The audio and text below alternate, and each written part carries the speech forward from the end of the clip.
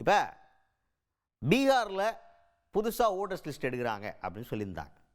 சாதாரணமாக கேட்கும்போது ஒரு நார்மலான விஷயம். ஆமாப்பா, ஏன்னா நிறைய ஓட்டர்ஸ் வந்து வயசாகி இறந்துருப்பாங்க, இல்லை வேறு ஒரு ஏரியாவுக்கு ஷிஃப்ட் ஆகிருப்பாங்க. அப்போ அந்த ஓட்டர்ஸ் லிஸ்ட்லாம் கரெக்டாக ரீகன்ஸ்ட்ரக்ட் பண்ணுறது தானேப்பா கரெக்டு, அதானே ஊரில் எலெக்ஷன் கரெக்டாக நடக்கிறதுக்கான ஒரு வழிமுறை அப்படின்னு சாதாரணமாக நம்ம வந்து மேலேருந்து பார்க்கும்போது கரெக்டாக இருக்கா? ஆனால் உள்ள 1008 பிரச்சனை இருக்குது. அந்த பிரச்சனையை பற்றி பேசுகிறாரு ஒருத்தர். யார் அவர்? விடுதலை சிறுத்தைகள் கட்சி தலைவரும் எம்பியுமான தொல் திருமாவளவன் அவர்கள். இப்போ டெல்லியில் வந்து முக்கியமான ஒரு ஹாட் டாப்பிக்காக பேசப்பட்டு இருக்கிறது இந்த ஓட்டர்ஸ் லிஸ்ட்டை மறுபடியும் ரீகரெக்ட் பண்ணி ரீகன்ஸ்ட்ரக்ட் பண்ணுறது தான். இது வந்து எதிர்கட்சிகள் கிட்ட இதை டிஸ்கஸ் பண்ணவே இல்லை, அதை பற்றி டிஸ்கஸ் பண்ணி விவாதத்துக்கு உட்படுத்தி அதுக்கப்புறமா முடிவு எடுக்கணும் அப்படின்னு சொல்லிட்டு வலியுறுத்திட்டு இருக்காங்க. ஆனால் இதை வந்து சென்ட்ரல் கவர்மெண்ட் காதலுக்கு கொடுத்து கேட்குற மாதிரியே தெரில, எப்பவும் போல தான். இது தொடர்பாக வெளியே வரும்போது இப்போ திருமாவளவன் அவர்கள் என்ன சொல்கிறார் அப்படின்னு பார்த்தீங்கன்னா, அவர்கிட்ட கேட்குறாங்க, இந்த மாதிரி ஒரு பீகாரில் பிரச்சனை போயிட்டுருக்கு, இது வந்து எதிர்கட்சி தரப்பில் பெரிய அதிர்வலை ஏற்படுத்தியிருக்கு ஏன் அப்படின்னு கேட்டப்ப அவர் என்ன சொல்கிறாரு, இது பீகாரில் ஆரம்பிக்கிறதுன்றது சாம்பிள் தான், இது இந்தியா முழுக்க கொண்டு வரதுக்காக பிளான் பண்ணியிருக்காங்க பாஜக அரசு. அதை கொண்டு வர்றது மூலமாக பெரிய பிரச்சனையெல்லாம் நமக்கு இருக்குது. ஏன்னா ஓட்டர்ஸ் லிஸ்ட்டுன்னு கொண்டு வரும்போது நிறைய வெளிமாநில ஆட்களுக்கும் அங்கே ஓட்டுரிமை கொடுத்து நம்ம ஊர்லேயே பொலிட்டிக்கல் சேஞ்சை கொண்டு வர்றதுக்கான வாய்ப்பு நிறையா இருக்குப்பா.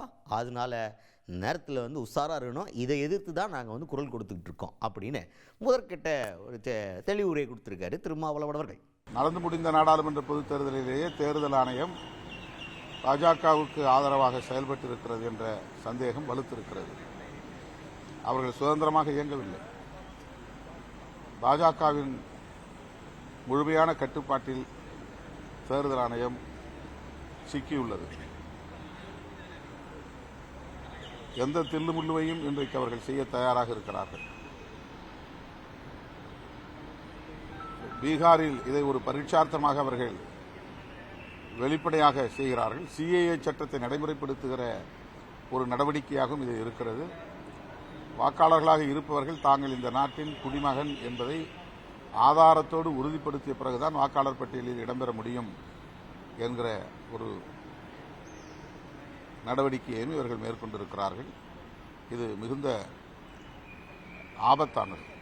நெக்ஸ்ட்டு என்னன்னா, திமுகவோட கூட்டணியில் இருக்க எந்த கட்சிக்குமே வந்து கொள்கைகள் கிடையாது அப்படின்னு எடப்பாடி பழனிசாமி அவர்கள் பேசியிருக்காரு சார் பிரச்சாரத்தில் அப்படின்ற கேள்விக்கு எடப்பாடி பழனிசாமி அவர்களை பெருசாக ஒன்றும் அட்டாக் பண்ணிலாம் பேசலை.